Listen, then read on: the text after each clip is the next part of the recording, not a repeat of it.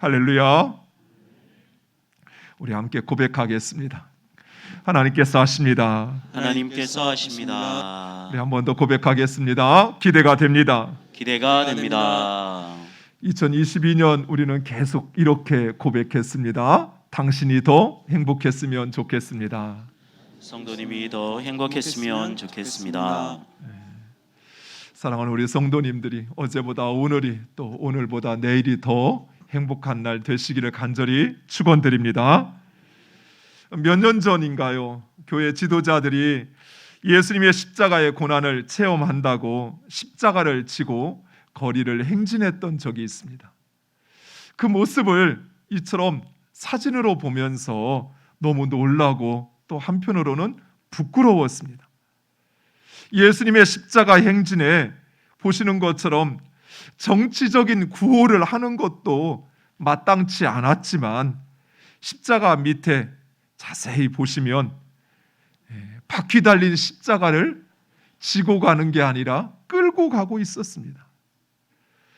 바퀴 달린 십자가를 끌고 가는 것은 결코 예수님의 고난에 동참하는 것이 아닙니다. 물론 그리스도인들은 예수 그리스도의 영광에 참여하기 위해서는 그 고난에도 동참해야만 합니다. 로마서 8장 17절에 자녀이면 또한 상속자 곧 하나님의 상속자요 그리스도와 함께한 상속자니 우리는 그와 함께 영광을 받기 위하여 고난도 함께 받아야 할 것이니라. 아멘. 사랑하는 성도 여러분, 십자가 없이는 구원도 없듯이 고난 없이는 영광도 없습니다. 그러나 예수님의 그 고난에 동참하는 것은 결코 나무 십자가를 지고 가는 것이 아닙니다.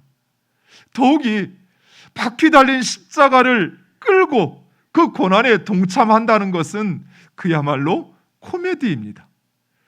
무엇보다도 예수님의 고난은 단순히 그 십자가의 과중한 그 무게나 그 고통 때문이 아니었습니다. 물론 예수님이 지신 십자가는 무거웠습니다. 학자들에 의하면 예수님이 지신 그 십자가는 적어도 50kg 이상은 되었을 것이다 라고 이야기를 합니다. 당시 십자가는 우리가 잘 아는 것처럼 세로목과 가로목으로 되어 있습니다. 그런데 이 세로목은 형장에 이미 가 있습니다. 그리고 죄인은 가로목을 지고 가는 것입니다. 그러니까 실제로 예수님의 십자가를 우리가 직접 체험한다 하면 그 십자가 모양이 아닌 가로목의 십자가를 지고 가는 것이 맞습니다. 더욱이 예수님은 밤이 새도록 온갖 고문과 책찍질을 당하셨습니다. 따라서 그 몸으로 50kg 이상 되는 그 십자가를 지고 간다는 것은 결코 쉬운 것이 아니었을 것입니다. 그러나 십자가의 그 무게와 고통은 예수님이 지신 그 십자가의 고난의 아주 작고 아주 조그마한 부분입니다. 더욱이 자신의 몸을 혹사시키는 이런 고행은 결코 예수님의 고난에 동참하는 것이 아닙니다. 사랑하는 성도 여러분, 우리가 예수님의 그 고난에 동참하기 위해서는 먼저 예수님의 그 고난이 무엇인지 그것을 알아야 합니다. 그리고 그래야만 그 진정 예수님의 고난에 동참할 수 있습니다. 오늘 본문은 바로 그 예수님의 고난에 대해서 우리에게 말씀하고 있습니다.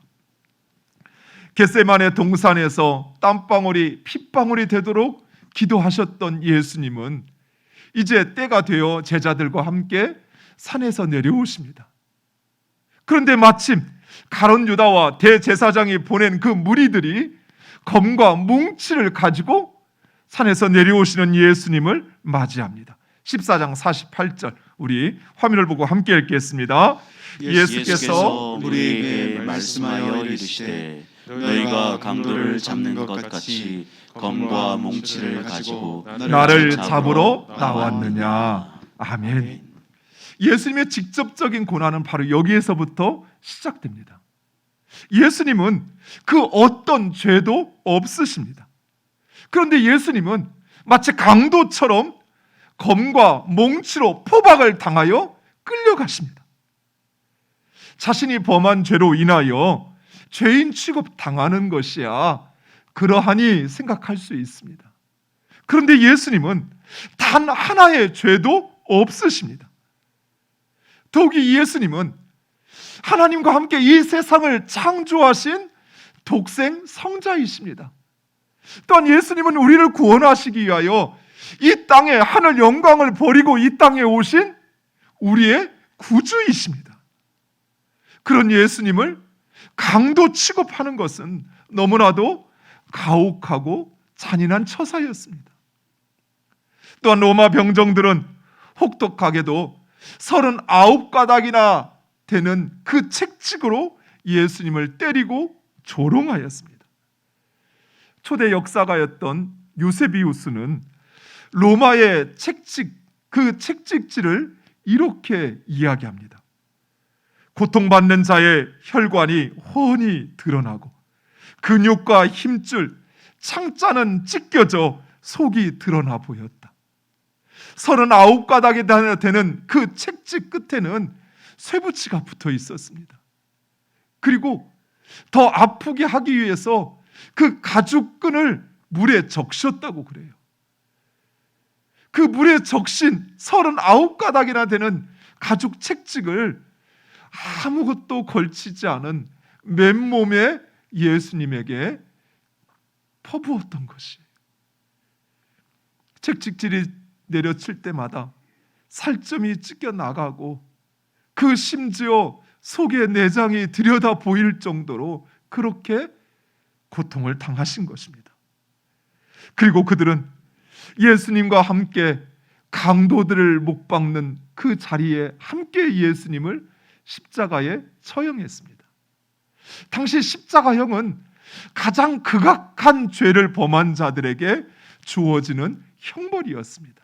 오늘날로 하면 쿠데타를 일으키거나 아니면 연쇄 살인범 정도에게 주어지는 그런 형이었던 것이. 하지만 예수님은 얼마든지 이 상황을 역전시킬 수 있었습니다. 대제사장이 보낸 무리들이 예수님을 붙잡자 제자 중에 한 명, 성경은 베드로일 거라고 이야기합니다. 그 베드로가 대제사장의 종의 귀를 칼로 치게 됩니다. 그러자 예수님께서 그 귀를 치료해 주시면서 이렇게 말씀하십니다. 마태복음 26장 53절에 너는 내가 내 아버지께 구하여 지금 12군단 더 되는 천사를 보내시게 할 수 없는 줄로 아느냐. 즉 예수님은 얼마든지 대항할 수 있었고 그 상황을 역전시킬 수 있었습니다. 그러나 예수님은 그 모든 불의하고 부당한 처사를 순순히 받아들이셨던 것입니다. 왜냐하면 예수님은 하나님의 뜻 이루기를 원했기 때문입니다. 14장 49절 우리 화면을 보고 함께 읽겠습니다. 내가 날마다 너희와 함께 성전에 있으면서 가르쳤으되 너희가 나를 잡지 아니하였도다. 그러나 이는 성경을 이루려 함이니라 하시더라. 아멘. 그리고 그 하나님의 뜻은 바로 우리를 그 모든 죄악에서 구원하시기 위한 우리의 죄를 짊어지시는 것이었습니다. 이사야 53장 5절과 6절은 이렇게 말씀합니다. 그가 찔림은 우리의 허물 때문이요 그가 상함은 우리의 죄악 때문이라. 그가 징계를 받음으로 우리가 평안을 누리고 그가 책찍에 맞음으로 우리는 나음을 받았도다. 우리는 다 양 같아서 그릇 행하여 각기 책일로 갔거늘 여호와께서는 우리 모두의 죄악을 그에게 담당시키셨도다. 아멘. 사랑하는 성도 여러분, 예수님의 고난이 바로 이것이었습니다. 예수님은 하나님의 뜻을 이루시기 위하여 억울하게도 죄인 취급 당하셨으며 우리의 죄를 짊어지시기 위해서 마땅히 할 수 있는 것도 하지 않으신 것입니다. 오히려 부당하고 잔인한 대우를 순순히 받아들이셨습니다. 그런데 우리들은 조금이라도 억울한 일을 당한다 싶으면 참지 않습니다. 부당한 대우를 받는다 싶으면 컴플레인을 하고 항의를 하고 도전을 합니다. 할 수 있는 한 내가 동원할 수 있는 힘과 사람들을 동원하여 어떻게든 되갚아 주려고 합니다. 그렇다고 부당한 대우를 받아도 괜찮다라는 것이 아닙니다. 우리가 진정 예수 그리스도의 고난에 동참하기를 원한다면 우리는 악을 악으로 갚기 전에 한 번이라도 하나님의 뜻이 무엇인지, 하나님께서 무엇을 원하시는지 생각해보고 그 뜻에 따라 악을 선으로 갚아야 하는 것입니다. 또한 내 힘과 능력으로 얼마든지 되갚아 줄 수 있음에도 불구하고 하나님의 뜻을 이루기 위하여 인내하고 참고, 그리고 그리스도의 고난에 동참하는 것,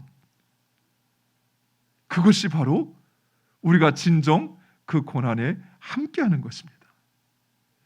예수님께서 붙잡히시자 제자들은 모두 예수님을 버리고 도망쳐 버렸습니다. 50절, 제자들이 다 예수를 버리고 도망하니라. 예수님을 따르던 한 청년은 자다가 배 혼니부를 거치고 예수님을 쫓다가 로마 병정들이 붙잡자 그 배 혼니부를 벗어버리고 벗은 채로 도망하였습니다. 그리고 죽을지언정 예수님을 버리지 않겠다던 베드로, 그는 예수님 앞에서 3번이나 예수님을 부인하고 배신했습니다. 제자들 역시 마찬가지였습니다. 이것이 바로 예수님의 십자가 고난입니다.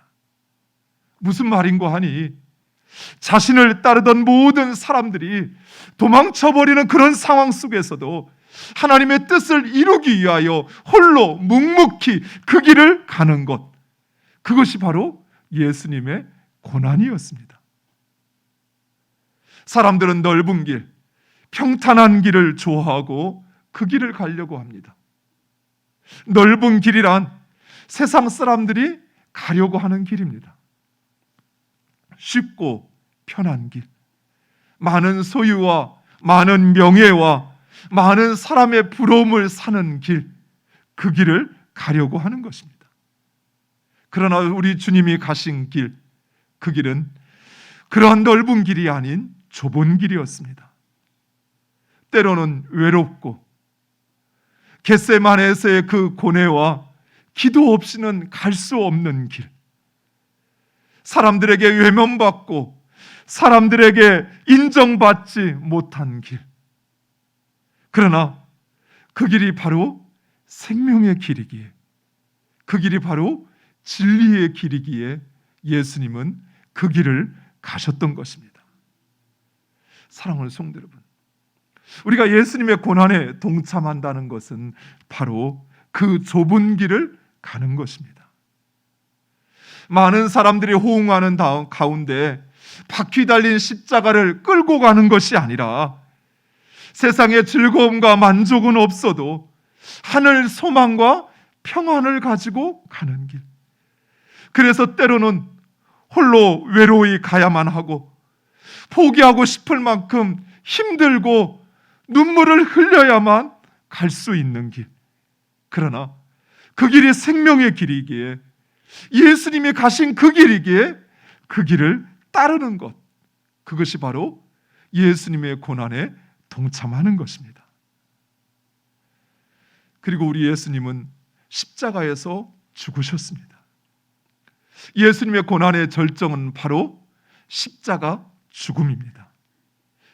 죽음은 단절을 의미합니다.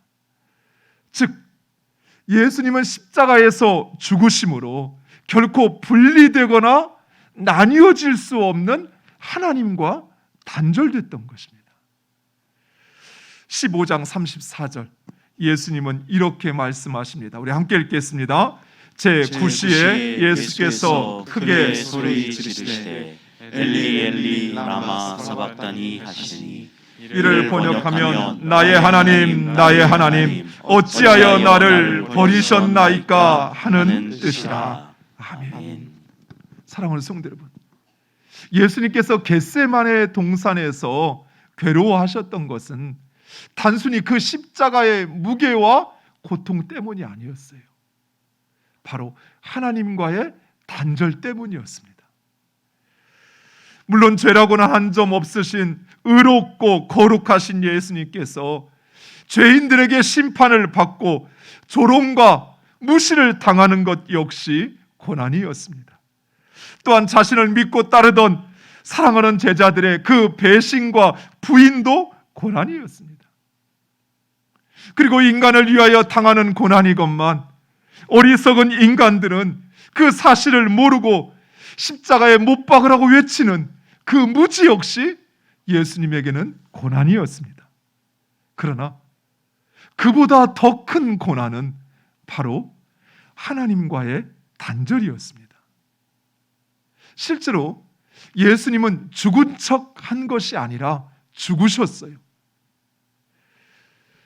비록 잠시지만 그 생명이 끊어져 영과 그 몸이 사망에 붙잡혀 있었던 것입니다. 하나님과 완전히 분리된 것입니다. 물론 이러한 예수님의 완전한 죽음으로 인하여 우리의 죄의 문제가 해결됐고 우리가 구원받았습니다. 예수님은 하나님과 완전히 단절되신 것입니다. 예수님께서 고통스러워 하셨던 것은 바로 이러한 하나님과의 단절이었습니다. 결코 나뉘어질 수 없는, 분리될 수 없는 그 하나님과 하나이셨던 예수님께서 단절되신 것이. 사랑하는 성도 여러분, 이처럼 우리의 삶의 진정한 위기는 경제적인 문제나 우리의 질병의 문제가 아닌 하나님과의 단절이라는 사실을 기억하시기 바랍니다. 다윗 왕이 범죄하고 회개할 때 주의 성령을 내게서 거두지 마옵소서라고 외쳤던 것처럼 우리는 결코 하나님을 떠나서는 아니 됩니다. 또한 그 하나님께서 우리에게 멀어지지 않도록 우리는 항상 자신을 돌아보고 죄의 자리에서 회개해야만 합니다. 그리고 그 하나님을 찾고 그 하나님을 의지해야만 하는 것입니다. 마지막으로 예수님의 십자가는 우리의 죄를 짊어지신 십자가였습니다. 예수님의 십자가는 단순히 대제사장들에게 재판을 받아 그래서 주어진 형벌이 아닌 바로 우리의 죄를 대속하기 위한 십자가였습니다. 갈라디아서 1장 4절에 그리스도께서 하나님 곧 우리 아버지의 뜻을 따라 이 악한 세대에서 우리를 건지시려고 우리 죄를 대속하기 위하여 자기 몸을 주셨으니 아멘. 따라서 예수님의 십자가에는 인간의 그 모든 죄의 무게가 얹혀 있었습니다. 그 죄의 무게가 얼마나 될까요? 우리는 우리 한 사람의 그 죄의 무게도 견딜 수 없어서 주여 살려달라고 아우성치는데 예수님은 이 세상 모든 인류의 모든 인간의 그 죄를 짊어지시고 십자가에 지신 것입니다. 가히 상상할 수 없는, 표현할 수 없는 무게였을 것입니다. 예수님의 고난은 바로 이런 고난이었습니다. 결코 바퀴 달린 십자가와는 비교할 수 없는 그런 고난이었던 것입니다. 사랑하는 성도 여러분, 예수님께서 바로 이런 십자가를 지셨기에 우리의 죄가 사여졌고 우리가 자유함을 얻었고 하나님의 나라를 유업으로 받은 줄 믿으시기 바랍니다. 그리고 예수님은 그 고난의 무게와는 비교할 수 없는 영광을 받으셨습니다. 예수님은 3일 만에 다시 살아나시어 하늘로 올리우셨습니다. 그리고 예수님은 모든 이름 위에 뛰어나셨으며 그리고 이 세상 모든 권세와 영광이 예수님 앞에 굴복하게 하셨습니다. 그리고 그 영광은 예수님이 가 계신 그 길을 따르는 자들에게도 주어집니다.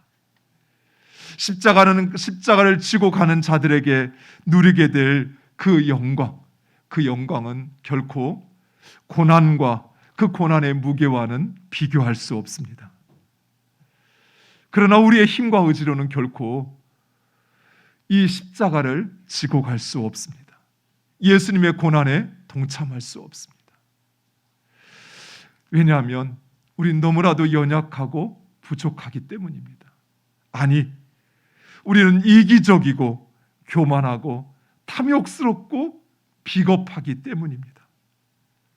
그러나 예수 그리스도의 그 십자가를 통해 받은 그 은혜를 우리가 간직한다면 우리는 주님의 고난에 동참하게 될 것입니다.